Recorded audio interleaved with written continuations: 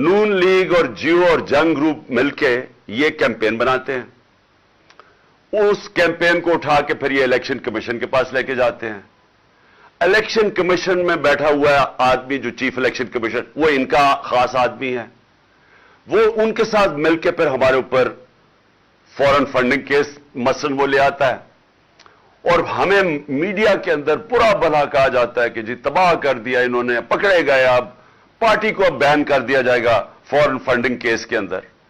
और हम बार बार अपनी सारी सफाइयां पेश करते हैं। हम अपनी सारे जो फॉरेन फंडिंग के अंदर जो इन्होंने नाम लिया था उसके ऊपर जिन लोगों ने हमें पैसे दिए उनके नाम देते हैं। 40,000 के जो हमारे डोनर्स हैं उनके नाम देते हैं। और ये है 10 साल पुरानी चीजें, हम सारा रिकॉर्ड देते हैं। उसके बावजूद वो कोई ना कोई चीज उठाते हैं, एफआईए को हमारे ऊपर छोड़ देते हैं, किसी तरह साबित करने की कोशिश करते हैं कि इन्होंने कोई गलत काम किया। थोड़ी पहले प्रोपेगेंडा करते हैं, फिर कहते हैं कि जी फिर पता चल रही है ये फॉरेन फंडिंग तो थी नहीं, अब जी प्रोहिबिटिव फंडिंग आ गई है। और उसके बाद वो केस अपने पास रख लेते हैं। तो पहले तो वो चलता रहता है और फिर ये तोशाखाना से सामने आ जाता है, वही इलेक्शन कमिश्नर उसको उठा देता है। ये नहीं पता कि नैब के अंदर केस पड़े हुए हैं नवाज शरीफ, यूसुफ रजा गिलानी और आसिफ जरदारी के। 4 गाड़ियां इन्होंने निकाली, 4 बड़ी बड़ी महंगी गाड़ियां तोशाखाना से निकाली। वो नैब में केस है और कब है? 10 साल पुराना केस है और वो केस पड़ा हुआ है। इनको कोई नहीं पूछता। वो बिल्कुल गैर कानूनी है क्योंकि आप गाड़ी निकाल ही नहीं सकते तोशाखाना से। मुझे भी एक गाड़ी मिली थी, आप निकाल ही नहीं सकते। और जो निकाल सकते हैं चीजें उसका रिकॉर्ड होता है, आप पैसे जो भी उसकी फॉर्मेलिटी होती है। अब इन्होंने तोशाखाना उठाया हुआ है। मेरे वकील ने इनकी सारी चीजें आया, एक एक चीज का जवाब दिया। अब इन्होंने एक नया काम किया। कल इन्होंने वही जो कॉम्बिनेशन जियो नून लीग और उसके बाद इन्होंने एक फ्रॉड को पकड़ा। यानी अगर आपने कोई गलत काम करना है तो उसमें भी कोई अकल होनी चाहिए, लेकिन ये इतने बेवकूफ हैं क्योंकि मुझे जुराइम पेशा लोग हैं ये।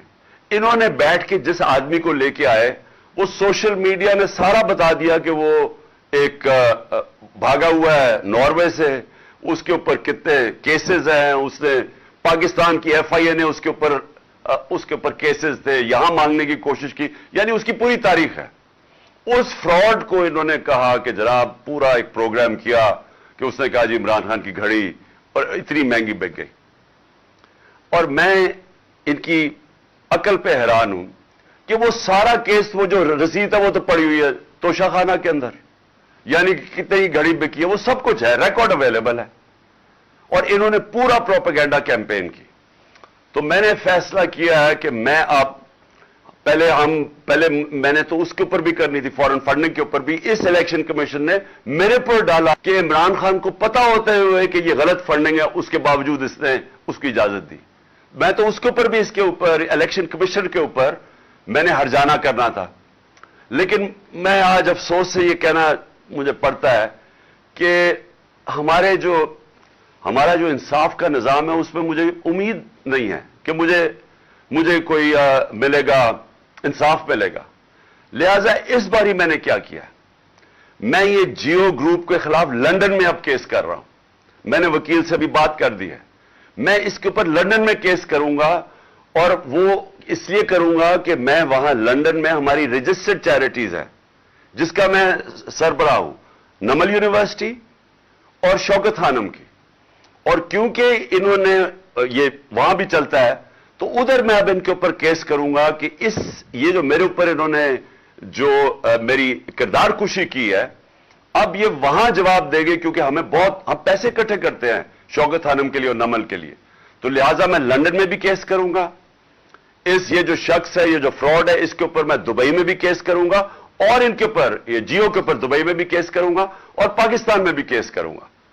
और मैंने फैसला किया है कि अब हम इनको इसलिए अदालत में लेके जाएंगे कि हम साबित करेंगे कि इनका जो तौर तरीका है, ये जो जियो ग्रुप है, ये इस मुल्क के अंदर प्रोपेगेंडा करता है। ये जो जियो ग्रुप है, इसका मकसद इस मुल्क के अंदर आजादी सहाफत नहीं है। یہ اس کو اپنے میڈیا گروپ کو استعمال کرتا ہے, یہ ایجنڈاز کے لیے استعمال کرتا ہے. یہ جو انہوں نے آدمی کو پکڑا اور جو دبئی میں یہ جو سارا دبئی سے اور یہ جو پروگرام کیا ہے, اگر یہ دیانتداری سے صحافت کرتے تو ان کو پتا تھا کہ یہ فراڈ آدمی ہے. کبھی ایک آدمی جس آدمی کی کریڈیبلٹی کوئی نہیں ہے, اس سے تم 10 دفعہ سوچتے ہو کہ اس سے ہی آپ اس کے نام پہ یہ پروگرام کر رہے ہو. تو اگر آپ ایمانداری سے صحافت کرتے آپ کبھی ایسے گواہ کو نہیں لیتے. لیکن انہوں نے اس کو پوری طرح اس پروگرام کو ایسے بنایا اس گواہ کو کہ جیسے واقعی یہ سچ ہے. تو اس لیے اب مجھے کم از کم برطانیہ کی عدالت کو تو مجھے پتا ہے, کیونکہ میں نے وہاں ایک کیس لڑا ہوا ہے, اور مجھے اتنا بھی پتا ہے کہ 2 ہمارے لوگوں کے اوپر جب انگلیاں اٹھائی گئی اور اس میں سے ایک ہمارا جو وزیر تھا اس نے لندن میں جا کے انصاف لیا. تو میں بھی انشاءاللہ ادھر اب ان کے اوپر کیسز کروں گا تینوں جگہ کے اوپر. اور میرا جو آخر میں جو میری پھر سے اپنے سپریم کورٹ کے چیف جسٹس صاحب سے بڑی ریسپیکٹفلی آنریبل چیف جسٹس سے پھر میں اپیل کرتا ہوں کہ 5ویں دن ہو گیا ہمارے سینیٹرز اور ہمارے پارلیمنٹیرینز کوشش کر رہے ہیں کہ کیس ہمیں انصاف ملے.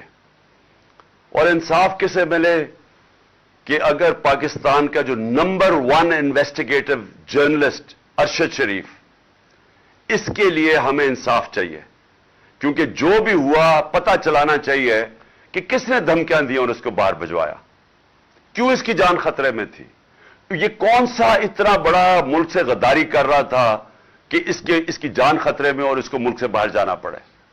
اور پھر کس نے پھر اس کوشش کی دبئی سے ان کو واپس لانے کی, تو اس کو کینیا جانا پڑا. یہ میں چاہتا ہوں کہ ہمارے سپریم کورٹ اس کے اوپر پوری طرح تحقیقات کرے, کیونکہ یہ صرف یہ نہیں کہ ایک پاکستان کا نمبر 1 جرنلسٹ اس کی شہادت ہوئی ہے, یہ سارے باقی صحافیوں کے لیے بھی اگر سپریم کورٹ ان کے ساتھ کھڑا ہوگا تو تب ہی وہ صحافی جو دیانتداری سے کام کرتے ہیں, جو ان کے ضمیر کی کوئی قیمت نہیں ہوتی, وہ تب ہی اس ملک کے اندر صحیح معنی میں اپنے آزادی صحافت ہوگی اور اپنے حق اور سچ کے لیے کھڑے ہوں گے. تو اس لیے میں سب سے پہلے تو یہ, اور پھر سے میں اعظم سواتی کا کہتا ہوں کہ یہ پاکستان کا سینیٹر ہے. ایک ملک کا سینیٹر سے اگر یہ ہوتا ہے جو اعظم سواتی سے ہوا ہے, اور یہی نہیں کہ جو اس کے اوپر تشدد کیا گیا اور ایک ٹویٹ کے اوپر. اور میں یہ دیکھ رہا تھا کہ اسلام آباد ہائی کورٹ میں ایک جج صاحب نے یہ کہا ہے کہ ٹویٹ کے اوپر آپ کسی کو بھی یہ نہیں کہہ سکتے کہ ملک میں کوئی بغاوت کرنے جا رہا ہے. یعنی اس نے بڑا اچھا, میں داد دیتا ہوں کہ بڑا اچھا بیان دیا ہے.